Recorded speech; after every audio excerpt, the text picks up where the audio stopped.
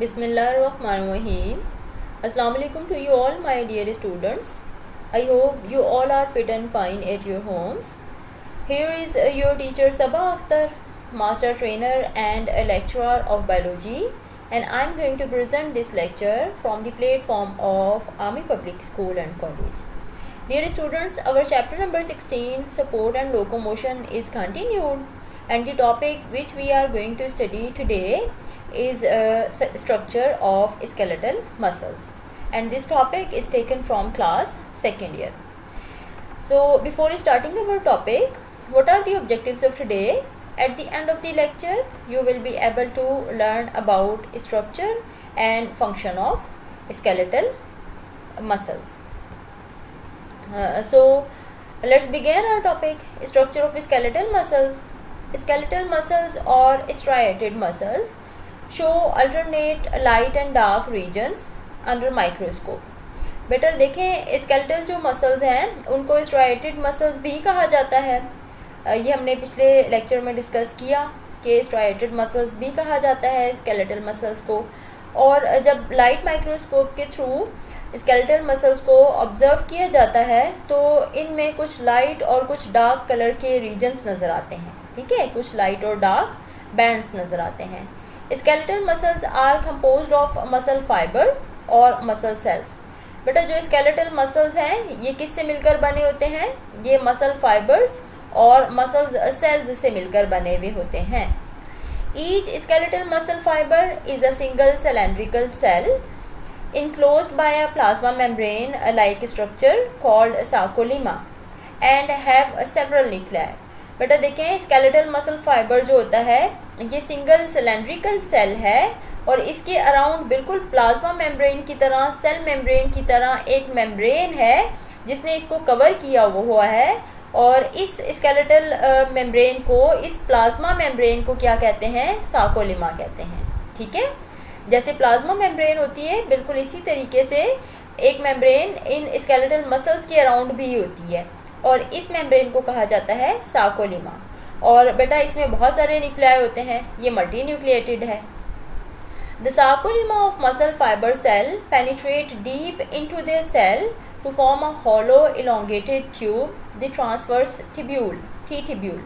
बेटा जो सार्कोलेमा है मसल फाइबर सेल का, वो बिल्कुल सेल के अंदर पेनिट्रेट होता है, डीप पेनिट्रेट होता है और वहां पर जाकर एक हॉलो, एक खाली इलोंगेटेड ट्यूब्यूल, एक ट्यूब स्ट्रक्चर बना देता है. ठीक है, सेल के अंदर पेनिट्रेट होकर एक इलोंगेटेड ट्यूब बना देता है छोटी सी, और इस ट्यूब को क्या कहते हैं?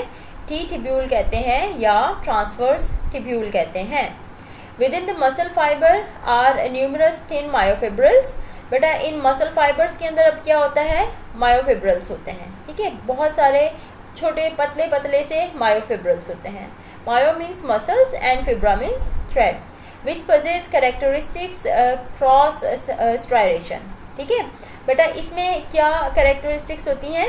इसमें क्रॉस स्टायरेशन मौजूद होती हैं, मतलब कुछ लाइंस होती हैं, लाइंस मौजूद होती हैं. ठीक है, हमें मतलब ऐसा लगता है कि लाइंस है मसल्स में ना, कुछ क्रॉस स्टायरेशंस होती हैं. I will show you in next slides. ये देखें बेटा, दिस इज द मसल. ये आपका मसल है. ठीक है, किसी भी एरिया से ले लिया गया, फॉर सपोज आर्म से ले लिया गया, लेग से ले लिया गया. ठीक है, ये मसल है. और बेटा ये मसल के अंदर देखें, ये जो एक मसल्स का एक बंडल होता है ना, इसको कहा जाता है फैसिकल. ठीक है, मसल का एक बंडल है ये. बेटा फिर इस बंडल या इस क्लस्टर में से फिर मसल फाइबर निकलता है. मसल फाइबर के अंदर बेटा फिर देखें बहुत सारे आपको नजर आ रहे हैं पतले पतले से, थिन से मायोफिब्रिल्स मौजूद होते हैं. और इन मायोफिब्रिल्स में एक्चुअली वो लाइट और डार्क कलर के बैंड्स होते हैं जिनको एक्टिन और मायोसिन कहा जाता है. ठीक है, ये मायोफिलामेंट्स होते हैं. फाइन. और बेटा ये देखें, इसके ऊपर ये आपको ग्रीन कलर का नजर आ रहा है, ये है टी ट्यूब्यूल. ठीक है, और इसमें बेटा बहुत सारे इसके ऊपर एंडोप्लाज्मिक, जिस तरह से एंडोप्लाज्मिक रेटिकुलम होते हैं ना, इसी तरीके से इन मसल्स के ऊपर सार्कोप्लाज्मिक रेटिकुलम मौजूद होते हैं. ब्लड कैपिलरीज भी मौजूद होती हैं. ठीक है, हेयर इट इज. देखें ये स्टायरेशन है, ये आपको नजर आ रही है, देखें लाइंस की फॉर्म में. तो दीज आर दी स्टायरेशंस. ठीक है। अब देखें बेटा, मसल के अराउंड जो मेम्ब्रेन होती है, मैंने आपको बताया, उसको हम क्या कहते हैं, इस मेम्ब्रेन को हम कहते हैं सार्कोलेमा। ठीक है। इसके अंदर जो जैसे साइटोप्लाज्म मौजूद होता है सेल में, तो इनके अंदर जो फ्लूइड मौजूद होता है उसको हम क्या कहते हैं, सार्कोप्लाज्म। फाइन। अब बेटा देखें, इसमें क्या मौजूद होता है, अगर एक मसल को हम लेते हैं तो उसमें फासिकल मौजूद होता है, जो हमने पिछली स्लाइड में देखा भी था। ठीक है। और उसमें फिर ये रहा, ठीक है, एक क्लस्टर है इन मसल्स का, और इसमें से फिर क्या निकला, मसल फाइबर निकला, और मसल फाइबर में से फिर मायोफिब्रिल निकला। ठीक है। मतलब मसल फाइबर के अंदर फिर बहुत सारे मायोफिब्रिल्स होते हैं, और इन मायोफिब्रिल्स में ही थिक और थिन बैंड्स एक्टिन और मायोसिन के मौजूद होते हैं। फाइन। तो ये पिछली स्लाइड पे ये किसकी डायग्राम थी, किसकी फिगर थी, ये वाली, ये मसल फाइबर की थी। फाइन।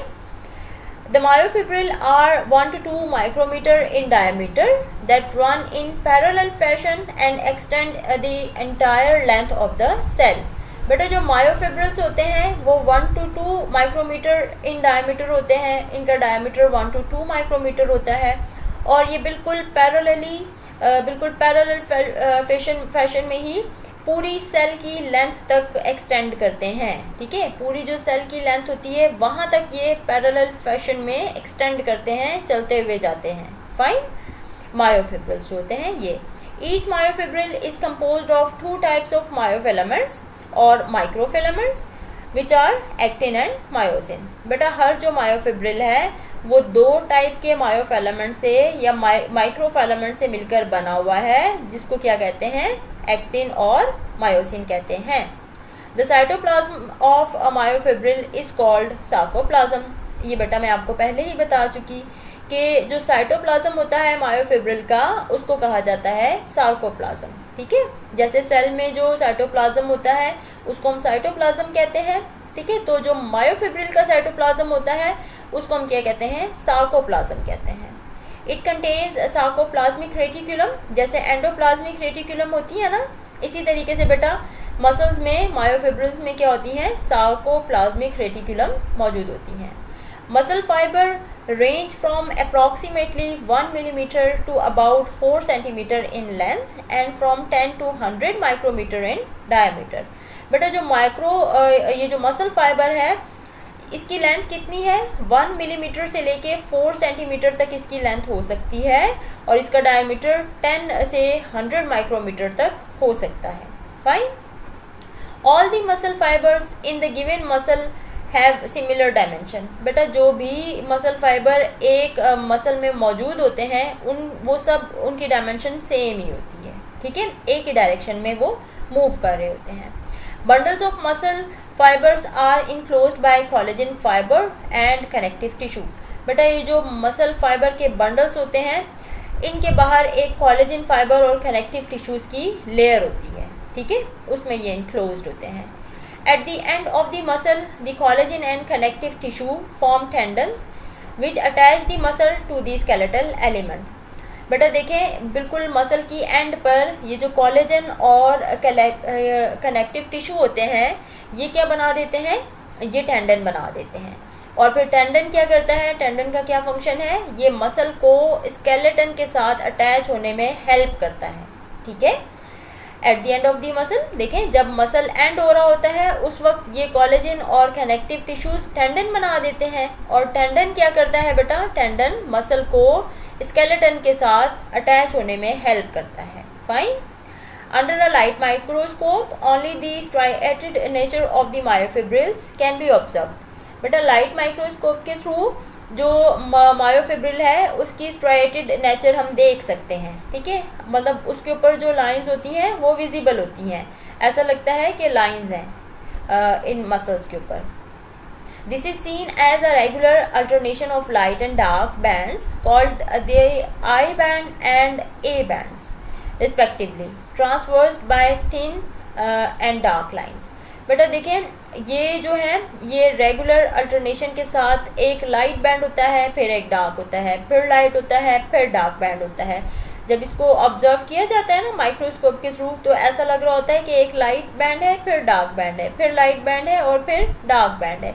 और इन लाइट और डार्क बैंड को क्या कहा जाता है? इनको आई बैंड कहा जाता है। जो लाइट बैंड है उसको आई बैंड कहा जाता है, और जो डार्क बैंड है उसको ए बैंड कहा जाता है। ठीक है। और इसमें देखें आई बैंड जो है उसमें थिन फिलामेंट होते हैं, थिन लाइंस होती हैं, और जो ए बैंड है उसमें डार्क लाइंस होती हैं। Fine. Electron microscopic studies clearly indicate that the bands are due to regular arrangement of thin filament and thick filament। बेटा जब इलेक्ट्रॉन माइक्रोस्कोप के थ्रू इसको देखा जाए तो उसमें ये पता चलता है कि ये थिन फिलामेंट होते हैं जिसकी वजह से लाइट कलर का शेड आता है, और थिक फिलामेंट होते हैं जिसकी वजह से डार्क कलर का शेड आ रहा होता है। ठीक है।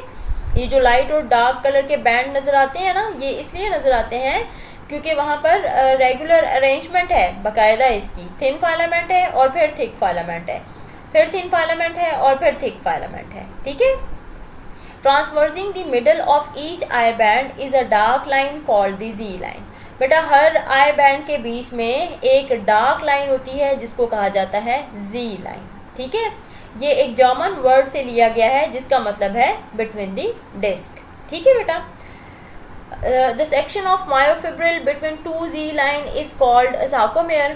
बेटा दो Z लाइन के बीच में जो सेक्शन होता है मायोफिब्रिल की, जो Z लाइन है, दो Z लाइंस हैं, उनके जो दरमियान वाला एरिया है, जो सेक्शन है, उसको कहा जाता है sarcomere, which is a contractile unit. और बेटा ये क्या है? एक कंट्रैक्टाइल यूनिट है, मतलब ये कंट्रैक्शन यहाँ से होती है, रिलैक्सेशन होती है मसल्स की। ठीक है। मसल्स कॉन्ट्रैक्ट कर सकते हैं, फंक्शन कर सकते हैं।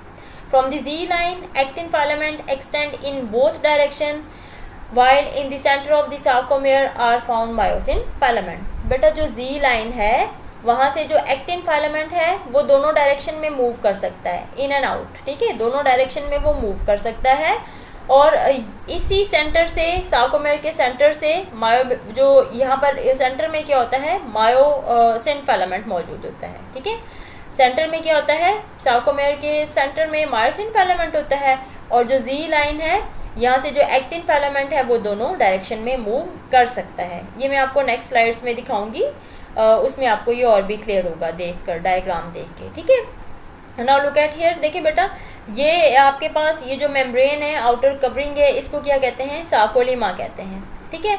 इसमें देखें बहुत सारे ये मायोफिब्रिल्स मौजूद होते हैं। ठीक है। बहुत सारे ये आपको नजर आ रहे हैं सिलेंड्रिकल से, तो ये क्या है? मायोफिब्रिल्स हैं। ठीक है। ये न्यूक्लियस है जो आपको नजर आ रहा है, this one is the nucleus, ये भी न्यूक्लियस है। ठीक है।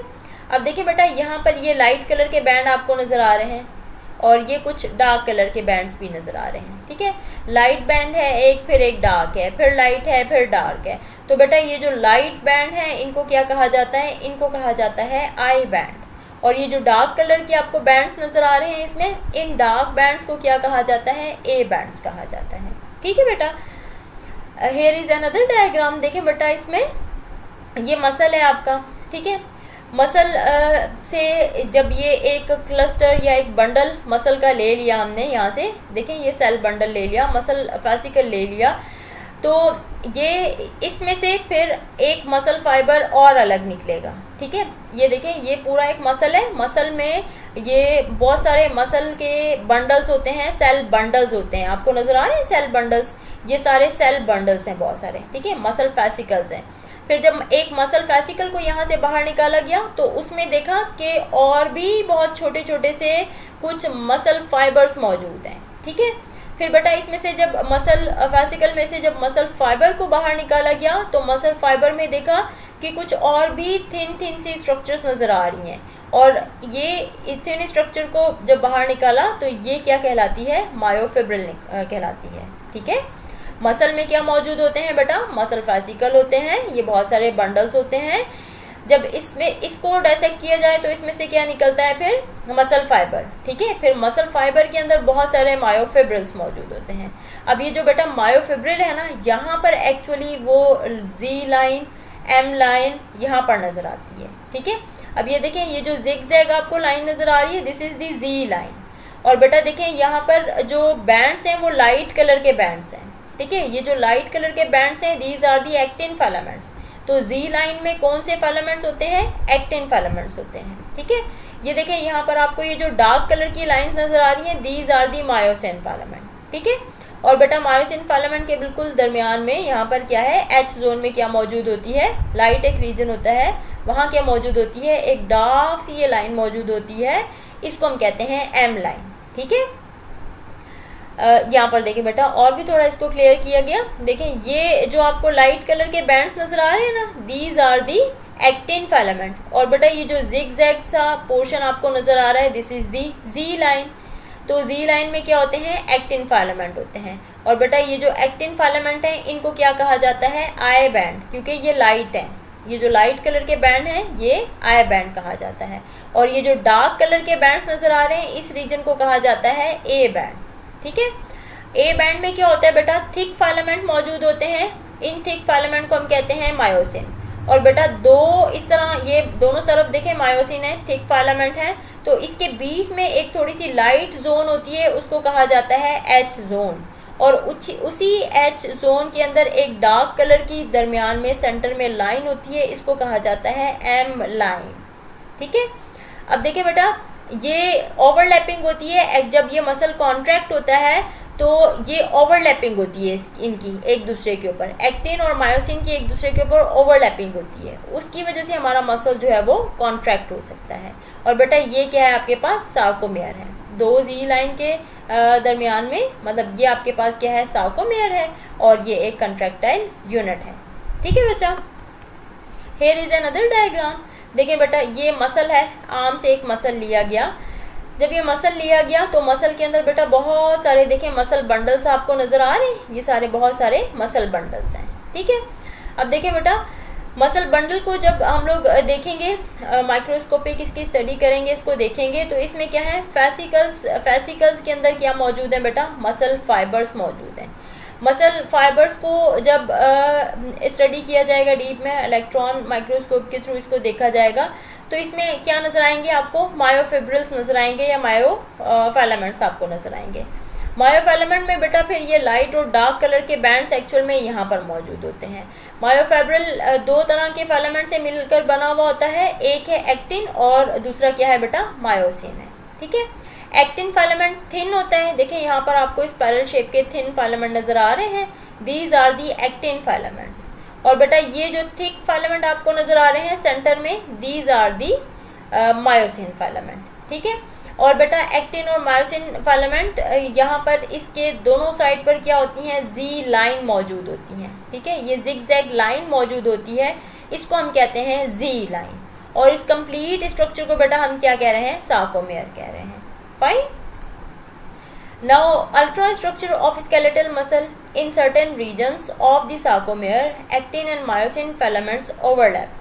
बेटा देखें कुछ सर्टेन रीजन्स में, सार्कोमेयर के कुछ सर्टेन रीजन्स में एक्टिन और मायोसिन फिलामेंट्स एक दूसरे के ऊपर ओवरलैप होते हैं। ठीक है, स्लाइडिंग करते हैं, वो ओवरलैप होते हैं। Transverse section in these region indicate that 6 actin filament surround each myosin filament. बेटा देखें जो ट्रांसवर्स सेक्शन है इसका, उसमें ये नजर आता है कि एक मायोसिन फिलामेंट के अराउंड 6 एक्टिन फिलामेंट्स मौजूद होते हैं। ठीक है, एक मायोसिन फिलामेंट के अराउंड 6 एक्टिन फिलामेंट मौजूद होते हैं। This arrangement of actin and myosin filament results in a number of other bands being recognisable in the sarcomere. ये जो अरेंजमेंट होती है एक्टिन की और मायोसिन फिलामेंट की, इसकी वजह से बेटा कुछ और भी बैंड्स, कुछ और भी रीजन्स नजर आते हैं। ठीक है, सार्कोमेयर में कुछ और भी बैंड्स या कुछ और भी रीजन जो है वो नजर आते हैं। Myosin and actin filament constitute the A band. बेटा मायोसिन और एक्टिन फिलामेंट क्या बनाते हैं? ए बैंड बनाते हैं, बिकॉज दे आर एनिसोट्रॉपिक। ठीक है, ये एनिसोट्रॉपिक हैं and can be polarise visible light. और बेटा ये क्या कर सकते हैं? पोलराइज कर सकते हैं, जो विजिबल लाइट है उसको पोलराइज कर सकते हैं। एक्टिन और मायोसिन फिलामेंट ए बैंड बनाते हैं क्योंकि ये क्या है? ये एनिसोट्रॉपिक हैं, ये विजिबल लाइट को पोलराइज कर सकते हैं। Actin filament alone constitute I band. बेटा सिर्फ अगर एक्टिन फिलामेंट को देखा जाए तो वो लाइट बैंड है, थिन बैंड है, तो वो जो रीजन बनाता है वो कौन सा बैंड बनाता है, आई बैंड बनाता है, क्योंकि आई बैंड क्या है, थोड़ा सा लाइट कलर का होता है। विच आर आइसोट्रॉपिक और पोलराइजिंग, ये आइसोट्रॉपिक होते हैं और पोलराइजिंग होते हैं, एक्टिन जो होते हैं, ठीक है, ये वाले बैंड्स जो होते हैं ये। The center of the A band is lighter than the other region in a relaxed sarcomere, as there are no overlapping. There is no overlap between the actin and myosin in this region. बेटा देखें, जो A band का central region होता है वो light colour का नजर आता है जब सार्कोमेयर रिलैक्स्ड होता है, मतलब जब सार्कोमेयर कॉन्ट्रैक्ट नहीं हो रहा तो एक्टिन और मायोसिन फिलामेंट एक दूसरे के ऊपर ओवरलैप नहीं करेंगे। जब एक्टिन और मायोसिन फिलामेंट एक दूसरे के ऊपर ओवरलैप नहीं करेंगे तो ये वाला रीजन जो है, जो ए बैंड है, ये लाइट नजर आएगा, ठीक है, लाइट इसका कलर नजर आएगा।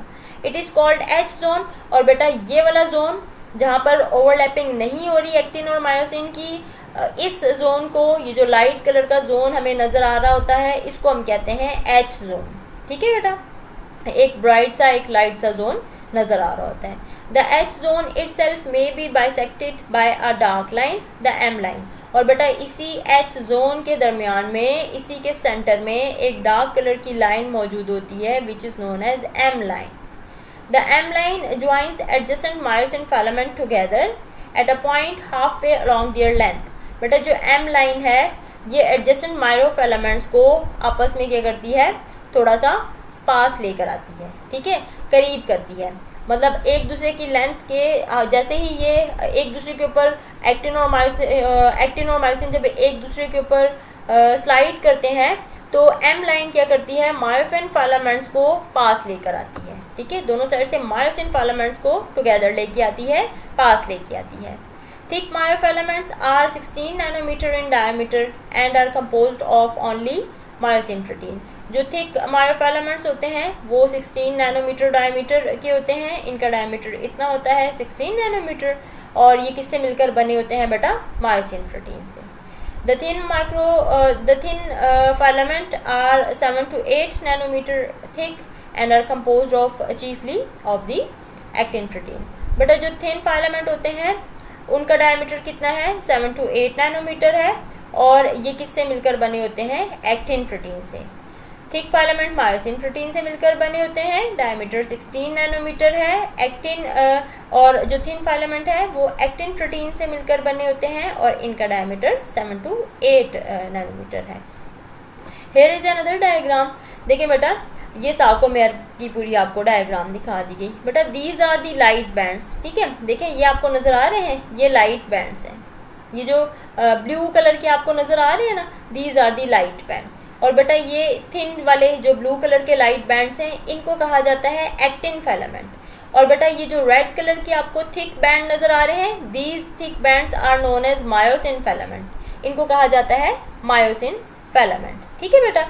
अब देखिए सेंटर में क्या है हमारे पास, ये वाला जहां पर थिक बैंड मौजूद होते हैं, जहां पर मायोसिन फिलामेंट मौजूद होते हैं, इस रीजन को कहा जाता है ए बैंड, ठीक है, ये है A band.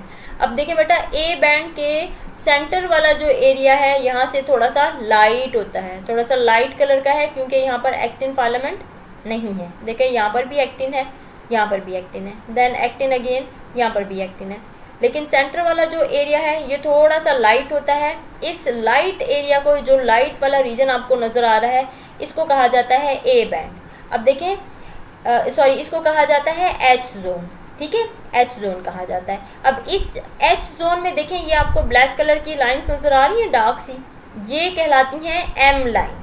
Fine, A band क्या है बेटा, ये मायोसिन फिलामेंट जो आपको नजर आ रहे हैं, इस रीजन को कह दिया गया ये क्या है, जहां पर मायोसिन फिलामेंट है, ये क्या है, ए बैंड है। ए बैंड के सेंटर में लाइट जोन नजर आएगा, थोड़ा सा लाइट कलर का जोन नजर आएगा, this zone is called the H zone. और एच जोन में फिर एक डार्क कलर की ये लाइन नजर आती है, इस डार्क लाइन को हम क्या कहते हैं, एम लाइन कहते हैं। फाइन, और देखिए बेटा दीज ब्लू कलर लाइंस, ये वाली लाइंस हैं बिल्कुल थिन, ये जो लाइंस हैं ये क्या है एक्चुअल में, ये है आपके पास एक्टिन फिलामेंट। तो बेटा ये जहां पर लाइट कलर के बैंड्स नजर आते हैं, जहां पर एक्टिन फिलामेंट मौजूद होते हैं, ये जो जिग जैग लाइन है इस एक्टिन फिलामेंट की वजह से बनी हुई, इसको हम कहते हैं जी लाइन। क्या कहते हैं, इसको हम कहते हैं जी लाइन, ठीक है बेटा। और इस रीजन को, ये लाइट कलर का रीजन है, डार्क नहीं है, जैसे मायोसिन डार्क था इस तरीके से ये जो एक्टिन है ये लाइट कलर का रीजन है। इस रीजन को कहा जाता है आई बैंड, ठीक है, इसको क्या कहा जाता है, आई बैंड।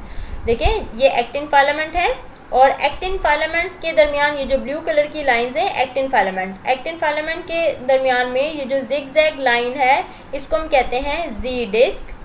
और ये जो एक्टिन फिलामेंट ने जो एरिया कवर किया हुआ है ये लाइट कलर का है, इसको हम क्योंकि एक्टिन फिलामेंट क्या है, बहुत थिन है, तो ये एरिया भी लाइट है, इस लाइट कलर के एरिया को हम कहते हैं आई बैंड, ठीक है बेटा। जैसे ये क्या था, ए बैंड था, ए बैंड में लाइट कलर की जोन थी, थोड़ी सी हल्के से रंग की जोन थी जिसको कह रहे थे एच जोन, एच जोन में फिर एक डार्क कलर की जोन थी जिसको हम कह रहे थे एम लाइन, ठीक है। और इसमें क्या होते हैं, ए बैंड में सारे मायोसिन फिलामेंट होते हैं। इसी तरीके से ये जो आई बैंड होता है इसमें क्या होते हैं, सारे थिन फिलामेंट्स होते हैं और एक्टिन फिलामेंट होते हैं, और ये जोन थोड़ा सा लाइट होता है, इसको हम कहते हैं आई बैंड। और इसमें ये जो जिगजैग लाइन है इसको हम क्या कहते हैं, इसको हम कहते हैं जी डिस्क, ठीक है। तो ये पूरा क्या है बेटा आपके पास, ये सार्कोमेयर है, कंट्रैक्टाइल यूनिट है मसल की। 2 strands of tropomyosin spiral about the actin core and help stiffen it। बेटा देखिए एक्टिन जो मॉलिक्यूल होता है, एक्टिन जो फाइबर होता है, फिलामेंट जो होता है एक्टिन, इसके अराउंड 2 ट्रोपोसिन की स्पाइरल स्ट्रैंड्स जो होते हैं वो उन्होंने इसको कवर किया होता है। एक्टिन को ट्रोपोसिन के 2 स्पाइरल्स ने या 2 स्ट्रैंड्स ने स्पाइरल फॉर्म में उसको कवर किया होता है। In a relaxed muscle fiber, they block myosin binding site on actin so that the myosin head cannot bind to the thin filament। बेटा जब मसल रेस्ट पोजीशन में होता है, जब वो रिलैक्स होता है, कॉन्ट्रैक्ट नहीं हो रहा होता, उस वक्त क्या होता है, ये मायोसिन एक्टिन मॉलिक्यूल के ऊपर, एक्टिन फिलामेंट के ऊपर जो मायोसिन बाइंडिंग साइट है ना, उसके साथ जाके ट्रोपोमायोसिन बाइंड हो जाता है, ठीक है, ताकि वहां पर जो मायोसिन के हेड है वो बाइंड ना हो सके, ठीक है, मायोसिन के जो हेड है वो वहां पर बाइंड ना हो सके। ट्रोपोमायोसिन का क्या काम है, ट्रोपोमायोसिन एक्टिन की जो एक्टिन का जो स्ट्रैंड होता है, एक्टिन जो मायोफिलामेंट है उसके अराउंड स्पाइरल बाइंडिंग कर देता है। स्पाइरल बाइंडिंग क्यों करता है, क्योंकि एक्टिन का जो फिलामेंट है उसके ऊपर कुछ मायोसिन बाइंडिंग साइट्स होती हैं जहां पर मायोसिन आकर अटैच्ड होता है, जब मसल्स कॉन्ट्रैक्ट होते हैं उस वक्त बाइंड होता है। तो रिलैक्स पोजीशन में क्या होता है, ये मायोसिन बाइंडिंग जो साइट्स एक्टिन के ऊपर मौजूद होती हैं ये ब्लॉक हो जाती हैं। इनको ब्लॉक कौन करता है बेटा, इनको ब्लॉक ट्रोपोमायोसिन करते हैं, ठीक है। Troponin is a 3 polypeptide complex. बेटा ट्रोपोनिन एक 3 पॉलीपेप्टाइड कॉम्प्लेक्स है।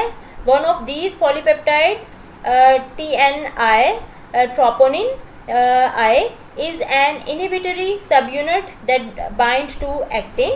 बेटा देखें जो ट्रोपोनिन इनहिबिटरी यूनिट है ये किसके साथ बाइंड हो जाती है, ये एक्टिन के साथ बाइंड हो जाती है। Another TNT bind to tropomyosin and help position it on actin। और बेटा TNT जो होती है ये ट्रोपोमायोसिन के साथ बाइंड होती है ताकि ये एक्टिन के साथ उसको, एक्टिन के साथ मतलब बाइंड होने में या पोजीशन, उसको जिस पोजीशन पे उसने बाइंड होना है उसको हेल्प कर सके, ठीक है। TNT क्या करती है, ट्रोपोनिन के साथ, ट्रोपोमायोसिन के साथ बाइंड होती है ताकि वो एक्टिन के ऊपर सही पोजीशन पर हेल्प कर सके, उसके साथ अटैच्ड हो सके। The third TNC bind calcium ion. बेटा जो थर्ड इसकी थर्ड जो कॉम्प्लेक्स यूनिट है पॉलीपेप्टाइड यूनिट है TNC, ये कैल्शियम आयंस को बाइंड करती है।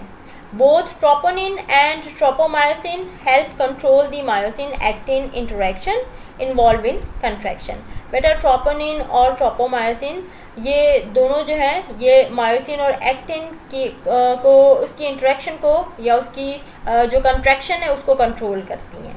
कंट्रोल कैसे करती हैं, एक्टिन के ऊपर जाकर बाइंड हो जाती हैं। एक्टिन के ऊपर जो मायोसिन बाइंडिंग साइट्स होती हैं जहां पर मायोसिन ने आके बाइंड होना होता है वहां पर जाकर ये बाइंड हो जाती हैं।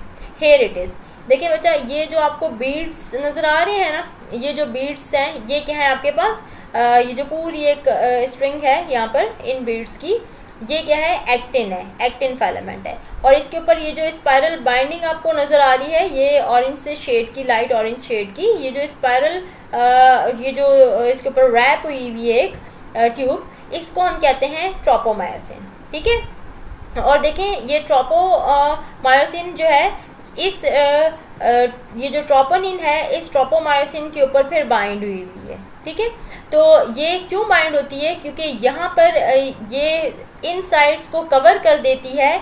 जो एक्टिन का जो स्ट्रैंड है उसके ऊपर कुछ ऐसे साइट होते हैं, कुछ ऐसे रीजन होते हैं जहां पर मायोसिन फिलामेंट आकर, मायोसिन फिलामेंट के जो हेड हैं वो आकर बाइंड होते हैं। तो रेस्ट पोजीशन में तो यहाँ पर बाइंड नहीं होना। ठीक है, अगर रेस्ट पोजीशन में बाइंड होंगे तो कंट्रैक्शन मसल की अगेन स्टार्ट हो जाएगी। तो ये जो बाइंडिंग साइड्स होती है ना, इसको ये कवर कर लेती है, आगे फटाफट यहाँ पर आकर कवर कर लेती है, ताकि ये जो मायोसिन के हेड हैं ये अटैच ना हो पाए एक्टिन से, और मसल जो है वो रेस्ट में रह सके। ठीक है बेटा, now here is a short video clip, इसको आप देखें और ताकि आपके कॉन्सेप्ट जो है वो थोड़ा सा और डिटेल में क्लियर हो जाए। ठीक है, so here it is. Structure of skeletal muscle. Each skeletal muscle is made of a number of muscle bundles of fascicles held together by a common collagenous connective tissue layer called fascia. Each muscle bundle consists of a number of muscle fibers. Each muscle fiber is lined by the plasma membrane called sarcolemma, enclosing the sarcoplasm. Muscle fiber is a synonym as the sarcoplasm contains many nuclei and mitochondria. The endoplasmic reticulum, that is, sarcoplasmic reticulum of the muscle fiber, is a storehouse of calcium ions.